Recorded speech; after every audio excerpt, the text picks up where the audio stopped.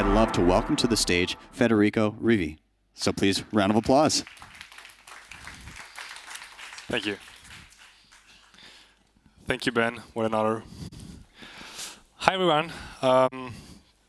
Thank you. I'm honored to be here. Why am I here today? Because I have a sin in my past, and my sin is I have been a mainstream media journalist. I have worked in traditional newsrooms in my past, and then I basically got to know Bitcoin. I decided to quit and commit myself fully to Bitcoin journalism.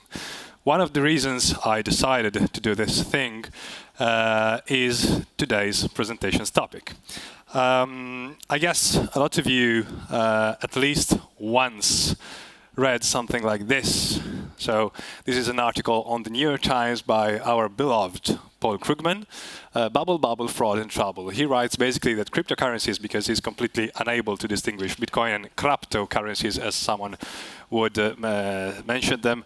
It's a bubble, but it's also something of a cult whose initiates are giving to paranoid fantasies about evil governments stealing all their money.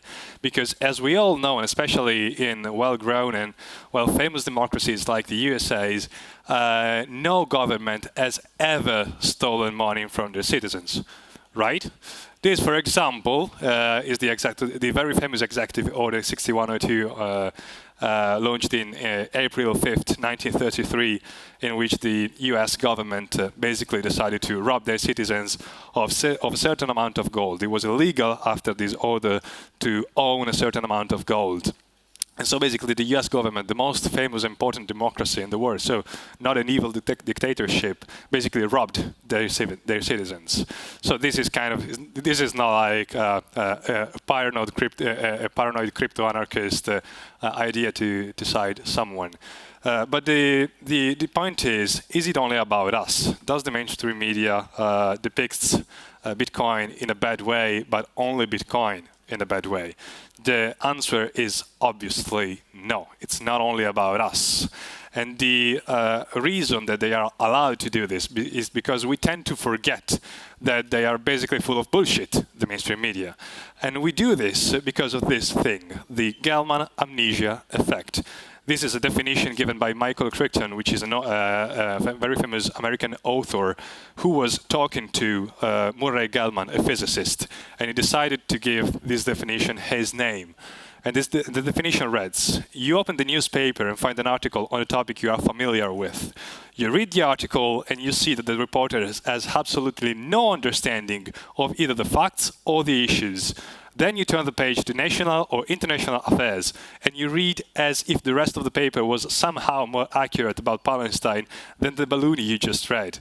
This is the Gell-Mann amnesia effect. In ordinary life, if someone constantly exaggerates or lies, they quickly forget everything they say.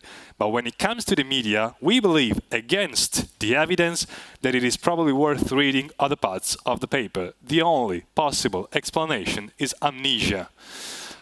Today's topic has a lot to do with amnesia, because we tend to forget when we complain about how the media treats Bitcoin, that the mainstream media, the big newsroom, treated also other game-changing, future-changing technologies in the very same way. There is a pattern out there, and the pattern is verifiable by studying the agenda setting of the mainstream media. The agenda setting, for those of you who don't know, quickly, is like a fundamental framework of how a big newsroom works. It's divided in three main points: selection and prominence, in which the media chooses which news to present and how much space, time to dedicate to each in order to indicate to the reader or to the listener or to the watcher what is important. The transfer of importance, how the media emphasizes a particular topic, and this also becomes important naturally for the public. So the media's agenda becomes the public's agenda. And third point, maybe the most important one, framing. The media also influences how topics are presented, how to talk about something, to give a perspective bias. So, analyzing the agenda setting of the last 4 decades, it's very easy to identify a pattern that has particularly regarded 3 main technologies: the internet, Bitcoin, and now is starting to see also for AI. What is the pattern? The pattern is this one. For a bunch of years, all the mainstream media, basically, all the big newsrooms out there, we're talking about the Washington Post, the New York Times, the Guardian, the Financial Times, whatever, basically reject the technology. The technology is either irrelevant or dangerous, basically. And there's a shift. The technology obviously gets adopted. It's impossible to ignore the adoption and the diffusion of the technology. And so everyone shouts about regulation. We have to regulate the technology, especially when there are market crashes or something like that. And then after the regulation, it's always about acceptance and the amazing opportunities that these technologies can offer, even if they are the same exact technology that were refused beginning with. So, Internet. Let's start with the Internet. There are a bunch of fun examples. I only brought a few examples. If you want to log into the New York Times archives or the Guardian archives or the Washington Post archives, you can find those examples. I decided to bring a bunch of examples here. Rejection phase. We start. Basically, it starts from in the first part of the 70s, late 60s as well, with the ARPANET. This is the only digitalized example that I was able to find, but there are a lot of paper examples out there. This is the time that in the 66 in an essay that tries to imagine what the future will look like in the 2000s, says that, also in a very sexist way, says that remote shopping, while entirely feasible, will flop because women like to get out of the house, like to handle the merchandise, like to be able to change their minds. So basically, e-commerce won't exist in the future. And this is the 66. This is one of the most famous examples out there. We are already in 1995. It's very easy to find examples in the 90s before the actual web bubble exploded. In 1996, the web took off. Before 1996, there are a few examples of internet rejection completely. And this is the Newsweek in. You can see the paper format, so the paper format of the newspaper. The internet, bah, I don't know. And then, ironically, there's the digital format. Why the web won't be nirvana? This is the same exact article. This is the same article, just in the digital format. The truth is no online database will replace your daily newspaper in an article written on the online database of Newsweek. No CD-ROM can take place of a competent teacher, and no computer network will change the way government works. Tell this to China. Also, agenda setting. We told before that agenda setting is also about choosing certain news over other news and to give prominence to that. This is page 2, November 15, 1995, The Guardian. Adverts selling women flood onto the internet. And there's also the screenshot. A video conferencing facility allowing customers to direct sex shows and write a computer advert for male escorts. Basically, the web is just a highway for prostitution. Don't go there, don't go there. This is bad. This is a danger for your child, for your children, and so on. Going on, New York Times, May 6, 1996. Surfing the web, surfing when they should be studying. This is an article about students. They are basically losing time on the internet. There is not yet the concept that you can actually gain information online, that you can study online. For us today, is basically every day we gain information online. We read online, we study online. Back in the day, going online was just a waste of time. Internet was a distraction for students that could have studied instead. And obviously, there's this whole image of the internet like a roller coaster, because internet is just like a fun distraction. And also, again, agenda setting, giving prominence to statements to people that are completely against the technology. Oracle boss, incredible. Back in the day, the Oracle boss was against computers. Larry Ellison released a statement in which he said that the personal computer on the web has a bias towards men because it's just a silly engineering device. Computers attract hobbyists. The Guardian, December 15, 1996, page 2. Again, the funny thing about this one is that this was a response to the very famous declaration from Bill Gates, in which he said that his dream was for every single family in the world to have a personal computer at home. This news was like relegated at like at page 25, and this was page 2, top of the newspaper. This is one of the most famous screenshots from the Daily Mail, December 5th, 2000. Internet may be just a passing fad as millions give up on it. And then in the text, obviously, who says this? The experts. A study revealed that the internet may be just a passing fad.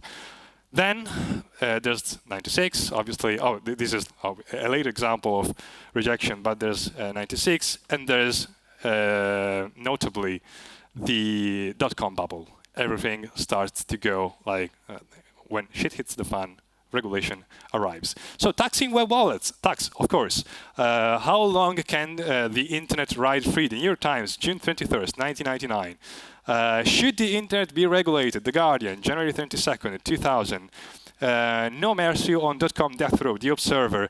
This is only like this is also an article about the evil web industry that should be regulated because it's basically putting an end to the publishing, the traditional publishing industry. You can see the bookshelf there and the statement: search engines wield considerable power, and this power is exercised entirely without regulation. So basically, search engines that back in the day maybe someone could have predicted that could have been an amazing opportunity for publishers had to be regulated because they were stealing basically their job.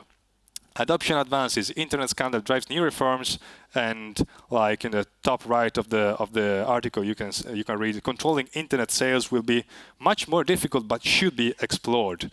And then obviously the dot-com bubble burst. The market basically healed, and no one could ever ignore the internet and web expansion anymore. And so the New York Times in 2002 wrote that quantum computers and cars are smarter than you are, depicting the amazing future that humans can explore without even moving a finger.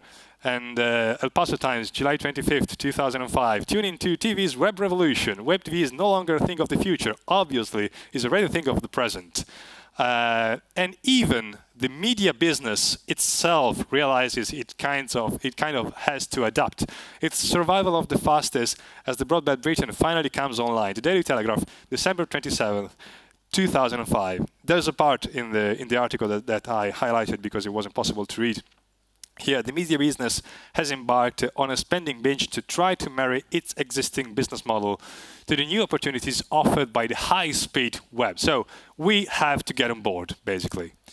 And also Financial Times, let more of the world access the internet. For centuries, access to the world's information was controlled by the wealthy and the well-educated. Today, the internet has broken down many barriers that existed before between people and information, effectively democratizing access to human knowledge. Like, amazing, incredible, revolution. Waiting for the new web revolution, Financial Times.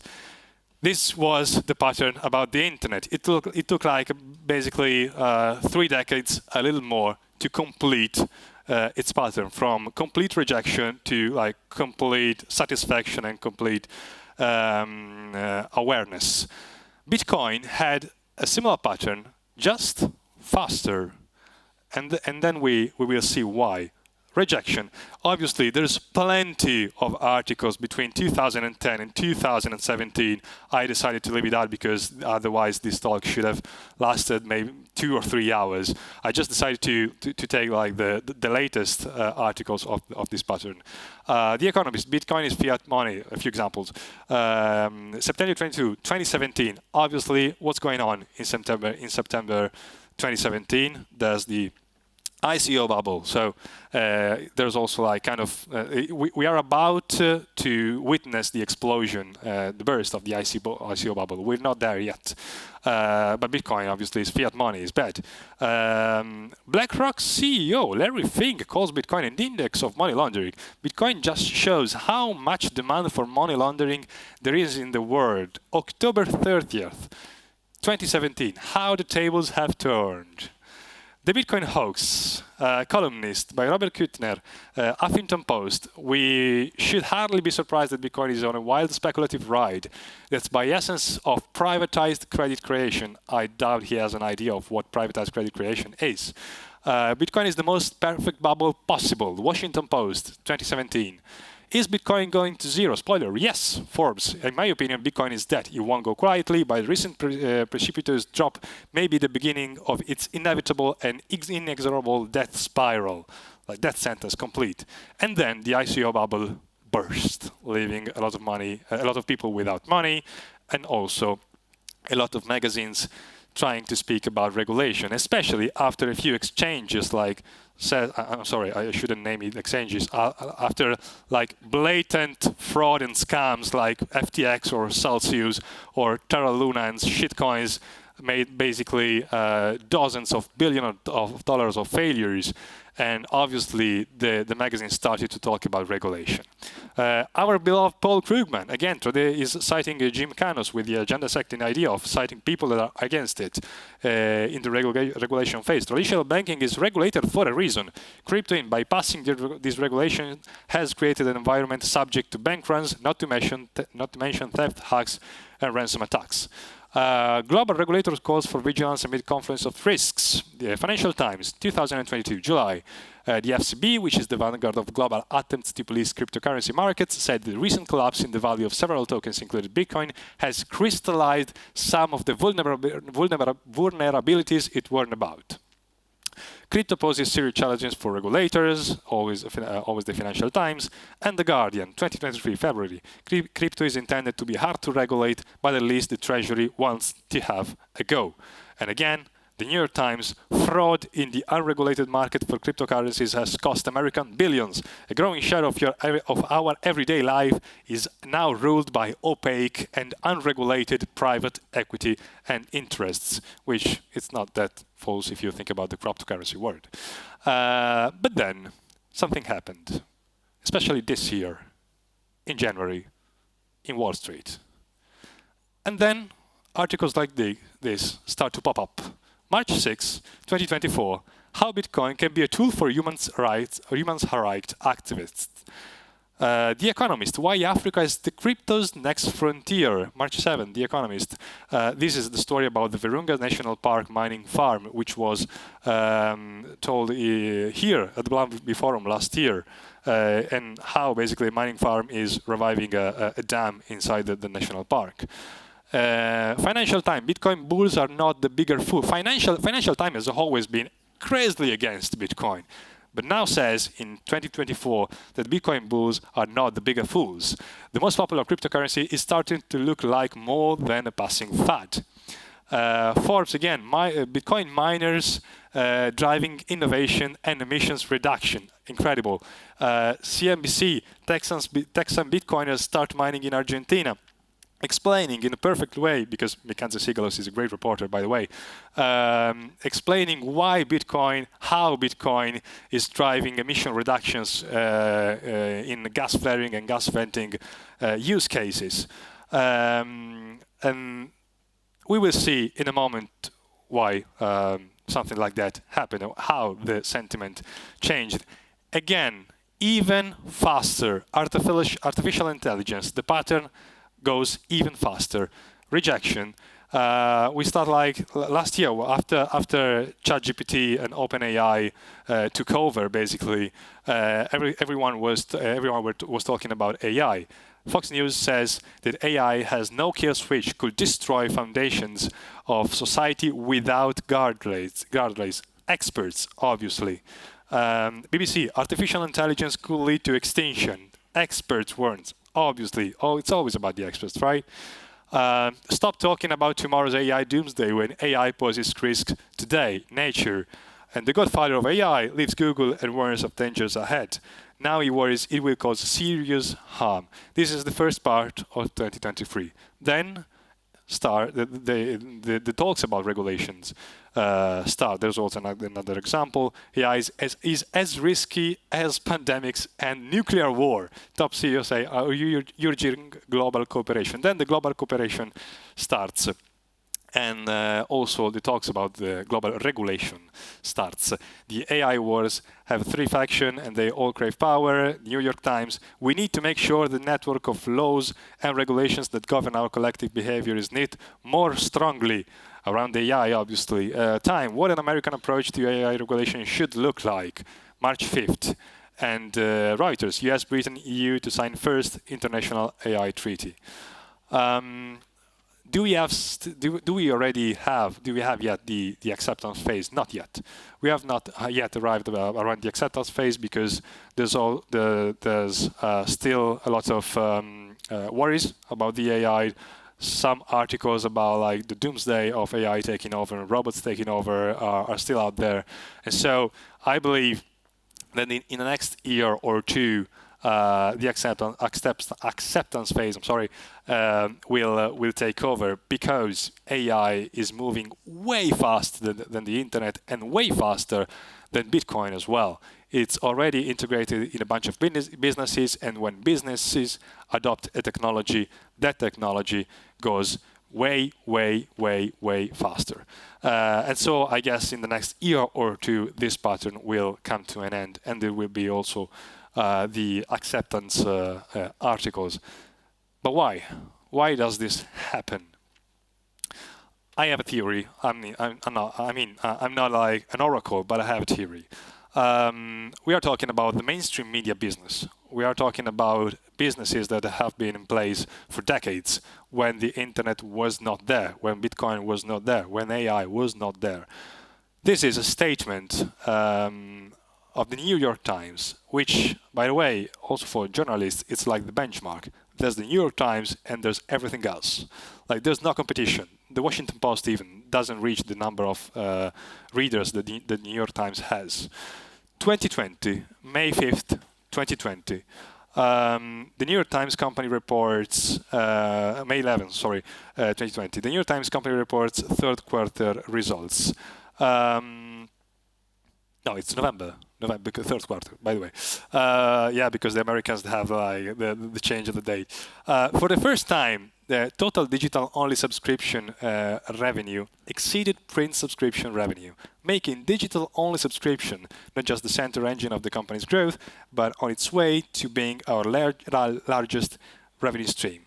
So the biggest newspaper, way the biggest newspaper in the world, got more money from the digital business than if compared to the paper business in 2020, just 4 years ago, when the internet was basically introduced with ARPANET in the 60s. And we are talking the biggest newspaper in the world, which writes in English, which has a language that everyone in the world understands, basically. So you can just imagine the whole industry of the mainstream media in the whole world, in the other countries, in the whole world, have they adapted? And the answer is no. Nowadays, the mainstream media business relies on paper copies. They make money on paper copies. They have not yet adapted. And of course, they're going to be against a technology that makes that takes them out of business. It's like proper incentives. Those same incentives that bring the narrative shift when something happens. This is an example. By the way, this source is Bitcoin Perception, is a tool that measures the perception of articles, a perception of Bitcoin by mainstream articles, and it's an amazing tool. You should check it out. This was the Bitcoin Perception in January, February, and May 2024 among the mainstream media, online especially. January 2024, articles are only balanced or negative. February 2024, articles are basically positive or balanced and maybe like 10-15% negative. March, just 2 months after January, the articles are either balanced or positive. What happened in January 2024? the ETF were approved. And what's the biggest ETF issuer? BlackRock. And where BlackRock has basically participations in every mainstream media business. BlackRock is one of the biggest shareholders of the New York Times. This is not conspiracy theories, guys. It's like basic market incentives. If your shareholder changes its mind on a topic, you're incentivized to write like in a better way about this. And while everything says that Bitcoin is a store of value, the New York Times will report that Bitcoin is a store of value, even if Larry Fink, 5 years ago, said that Bitcoin was an index of money laundering in the world. It's the same exact thing. This is like an example of how the narrative on Bitcoin mining, specifically the narrative shifted. And so what's the difference between the three technologies? And I'm about to get to an end. It's just the time. Internet had like a rejection phase that went from the 70s to late 90s. Regulation phase in the late 90s and an acceptance phase in the early 2000s. Bitcoin has a rejection phase from 2009 when it was born to 2022, more or less. Regulation phase to 2024, more or less, we hope. I mean, I'm sure a bunch of articles against Bitcoin and in favor of the regulation of Bitcoin will get out in the coming years, but the huge amount of articles about regulation basically had come to an end with the ETF and the MiCA regulation in Europe, and the acceptance phase has finally started in 2024 with the ETF. AI rejection phase for 2022 and 2023. Regulation will all be the big corporate groups and the AI acts in Europe that came to an agreement until 2024, and maybe the acceptance phase, as we said before, is not yet did not start yet. I guess in the next 1 or 2 years, the acceptance phase will start and come to an end in a very quick fashion. So the difference is the time, because technology speeds up how the humans basically interact, and so it's very easy to speed up the process when you have technologies already available in your backbone. So internet, 30 years more or less. Bitcoin, 15 years more or less. AI, now it's like 5 years. Maybe it will end the cycle in 6-7 years, I'd say. Not more for sure. So what's the lesson? When it comes to the new technologies, do the opposite of what the media says. Or in other words, don't trust, verify. Thank you.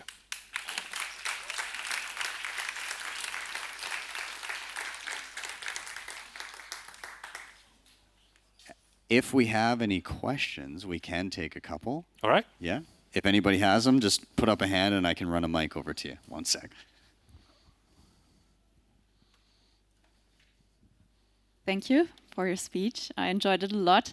But I'm a bit confused, to be honest, because if I look around my family and friends, I see them using Gen AI a lot. I see them using AI for generating pictures. So in my view, or my perception, AI is already adopted a lot and accepted, but Bitcoin not at all. Yeah. So I would say it's very different. So are you talking about media landscape only, or also the perception of people? Because I think Bitcoin has a long way to go still. There's an immense difference between the media perception and the actual perception of people. It's like propaganda works sometimes, not always. AI has a direct application. Obviously, we have to admit that AI is offering benefits that are way more visible for people right now. Like for ChatGPT, it's amazing the benefits that you can have by using it. And so, especially in the developed world, so in the Western world, you have way more benefits. This is only the media perception of the technologies. the actual use of the technology is completely different. If you go in other parts of the world, Bitcoin is used in a completely different way as a store of value, for example, as a digital gold. If you go in Central America or in places with hyper inflation, Bitcoin is used in a different way. But the media doesn't talk about Bitcoin as medium of exchange as well. It's like detached from the reality, and that's one of the biggest problems of mainstream media right now.